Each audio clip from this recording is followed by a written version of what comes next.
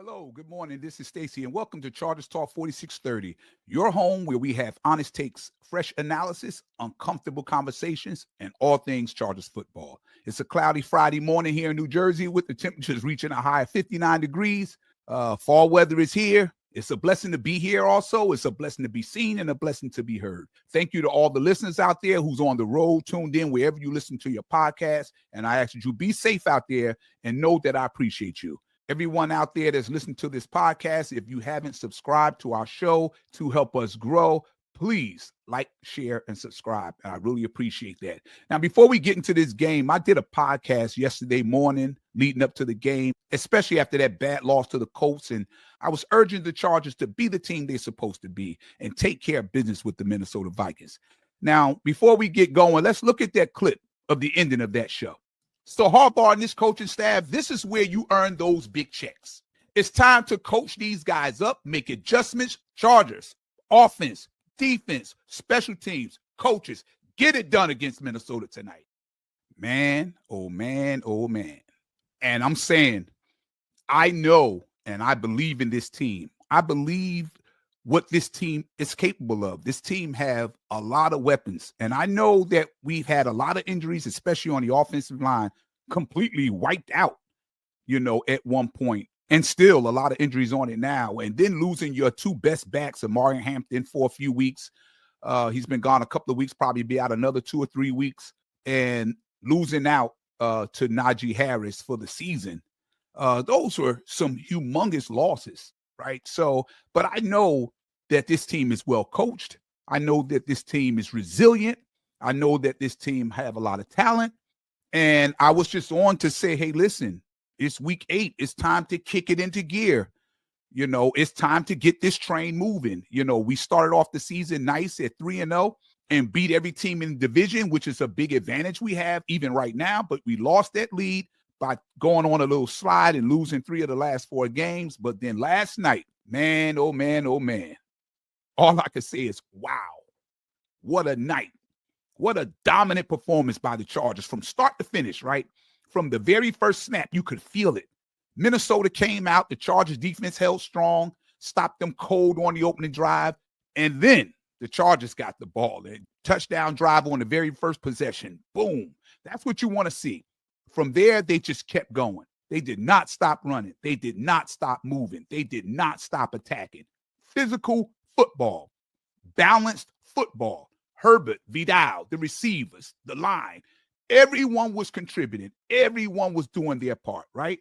Justin Herbert, man, he was incredible. 18 of 25 passing, 3 touchdowns, just 1 interception.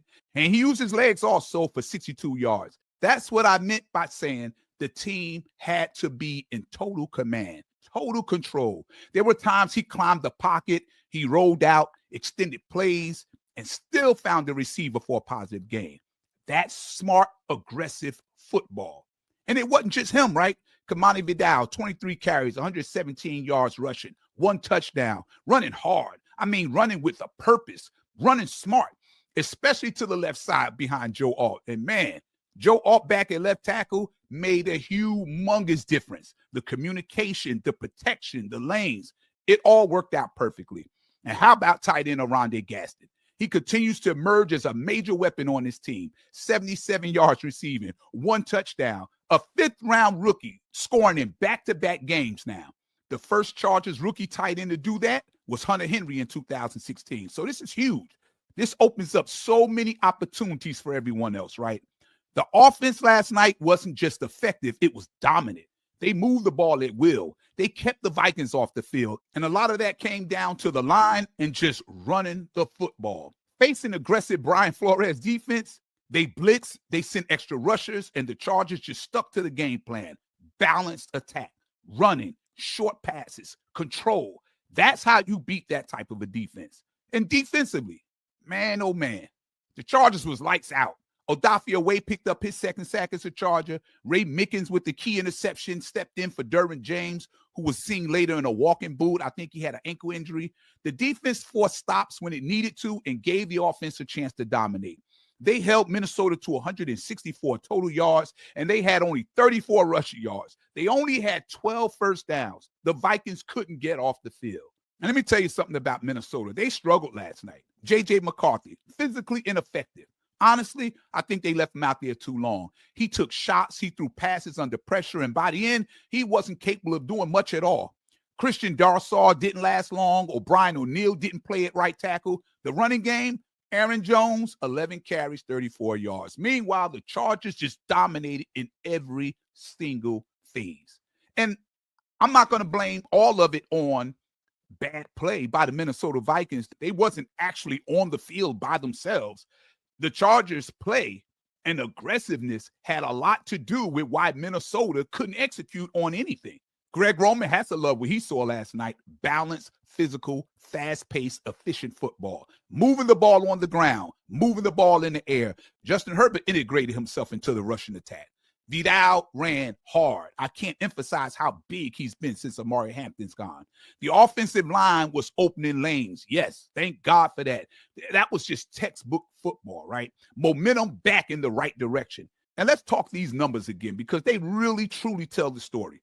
270 yards rushing as a team, 419 total yards, 39 minutes and 4 seconds is time of possession, 29 first downs, 9 of 13 on third down. And Minnesota only had 164 total yards, 34 yards rushing, and time of possession was only 20 minutes and 56 seconds. That's total domination. That's total control. That's what a team looks like when they're firing on all cylinders. Hey guys, I got to put you on to something I've been checking out. It's a company called Distill Union. They make these slick minimalistic wallets and magnetic key organizers, right? That just makes life easier. And get this, I've got an exclusive 20% off just for you. All you got to do is go to distillunion.com, make your purchase, and don't forget, when you check out, use my code ChargeTalk4630. I earn a small commission when you use my code, so when you buy, you're not only supporting me and the show, you're getting the best deal they offer.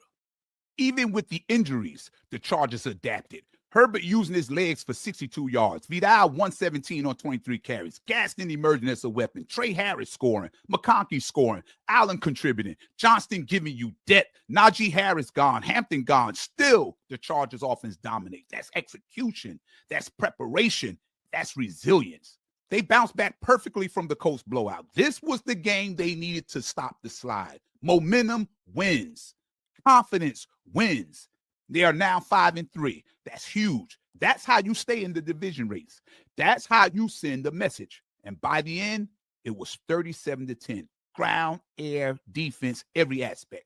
They kept Minnesota pinned down. The team executed perfectly. Every player contributed. Injuries didn't matter. Everything was clicking. Man, this is exactly the Chargers we wanted to see, right? From start to finish. Every unit doing their part. Momentum regained. Confidence restored. That's the kind of game that makes fans jump out of their seats. That makes you proud. That makes you excited for what's next. That's Chargers football. That gets me all riled up. Let me tell you, the Chargers, man, watching that game, there's not a lot of Charger games that I watch where I'm comfortable. Me and my son, we sat down and was laughing and talking in the second quarter. We were laughing and talking in the third quarter. You know why? Because the game was already over. It was settled and done already. The Chargers came to dominate. Their defense, they played fast. They played aggressive. They hit hard. I mean, Justin Jefferson and Addison, Cam Hart and Tarheeb still put the clamps on them. And look, I'm not going to say they would have totally shut them down under different circumstances. I know the defensive line had a whole lot to do with why they were being covered so much. They couldn't go on deep post plays. They couldn't run deep go routes. They couldn't do that because Carson was under constant pressure. Khalil Mack. How good is Khalil Mack, man? Khalil Mack and Denzel Perriman back in there in that rotation. See, losing Khalil was tough because Khalil is not only one of our best pass rushers, he our best run defender. So losing him for 4 weeks, that is like took away 2 positions at one time because when him and Denzel Perriman went down, that's when we start getting gas right up the gut. But Denzel Perriman was flying everywhere.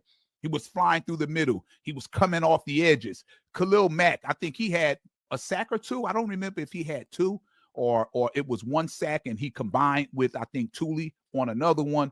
But Khalil Mack, man, is a strong dude, still playing at a high level. And you can tell the defensive line was meaner, nastier, more aggressive, tough, physical. And a lot of that had to do with those two guys that was added back, Khalil Mack and Denzel Perriman. And that offensive line, even though all the injuries, even though Mekhi Becton still was going in and out, even though Trey Pipkins started but went down again, having Joe Alt back, man, I just can't tell you or emphasize how important that was. Most of Kamani Vidal's runs were going on Joe Alt's side. Kamani Vidal showed me something in this game.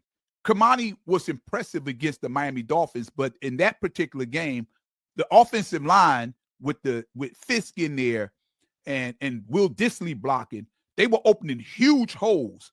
So Kamani, my grandmother could have ran through some of those holes. But this game here in particular against the Vikings, this was more impressive to me. The reason why, because he was running between the tackles. He wasn't just get the ball and bouncing to the outside trying to cut upfield and get chunks of yards that way. Now, he was getting chunks of yards right up the middle. He was getting chunks of yards right through the A gap, right through the B gap, where you have big physical defensive tackles banging and hitting on you constantly. So I was more impressed that he was so strong to run through the tackles. He must have strong legs. So Kamani Vidal, man, let me tell you something. If I had to give a game ball, I would give a game ball to Kamani Vidal. I would give a game ball to Ladd McConkey. I would give a game ball to Khalil Mack for being back. I would give a game ball to Denzel Perriman because that defense, even Dalen Henley looked a lot better with Denzel Perriman next to him. How about Cam Hart shutting down Justin Jefferson? Every time they went to Justin Jefferson, most of the time it was defended by Cam Hart. Tarheeb still covering Addison. This is the Chargers defense that I've been waiting for. This is the Chargers defense that we saw last year, right? I know that this team is talented. I know this team is deep with the depth they have. And I know Jesse Minter is a great play caller on the defensive side. You know, these coaches get paid a lot of money to put these players in a position to have success.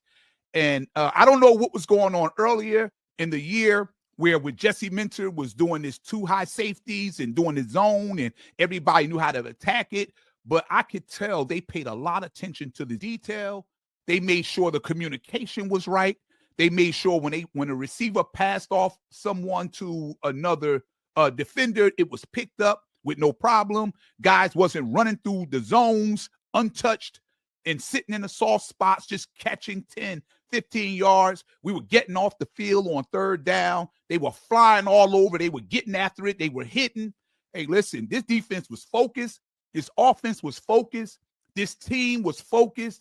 Greg Roman, Jesse Minter, and Jim Harbaugh, they had a great game plan.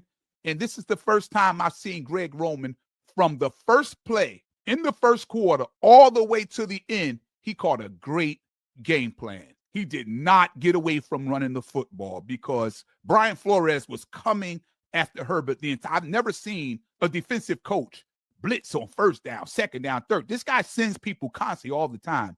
And Justin Herbert, how good is he, man? Justin Herbert was just, when things wasn't there, and that was happening a lot because that pocket was collapsing a lot, opposite of Joe Alt. Herbert was getting out there off script, getting open, rolling out to the left, rolling out to the right, throwing on the run. He was doing it all. And when Justin Herbert's skill set is on full display and he's running using his legs, that gives the other team something else to worry about now. Justin Herbert is just as good as any other quarterback in the NFL when he uses his legs. Because now he's a threat. Not only you know what he could do through the air, but now he brings that additional threat by what he can do with his legs. So a dominating performance tonight. I loved it. This is exactly who I know we are, exactly what I wanted to see. And it's like the football guys listen to me because these guys came in and played with a purpose, with a chip on their shoulders, and played with a lot of violence tonight. They really, really did. I want to see that team more. So they get to go home now. They get to rest up and heal their bodies up a little bit. And they come back after maybe 10 days and go to Nissan Stadium and face the Tennessee Titans and look to ascend from there. Let's put a string of wins together. And this division is still up for grabs. And we still have a huge advantage because we beat everybody in the division already. So that'll wrap things up for today's episode of Chargers Talk 4630. The Chargers coming off a great dominant win, 37-10, and now they get back to some extra days of rest before getting back at it on November 11th, week 9, when they head to Nissan Stadium to take on the Tennessee Titans. Drop your comments and your thoughts, and you can also hit me up on X at retirein26997. I want to hear from you, and until next time, this is Stacy, Chargers Talk 4630, where we keep Boat Nation locked in, fired up, believing no matter what. Please like, share, and subscribe, and I thank you and appreciate your support. We will definitely be talking soon. Boat up.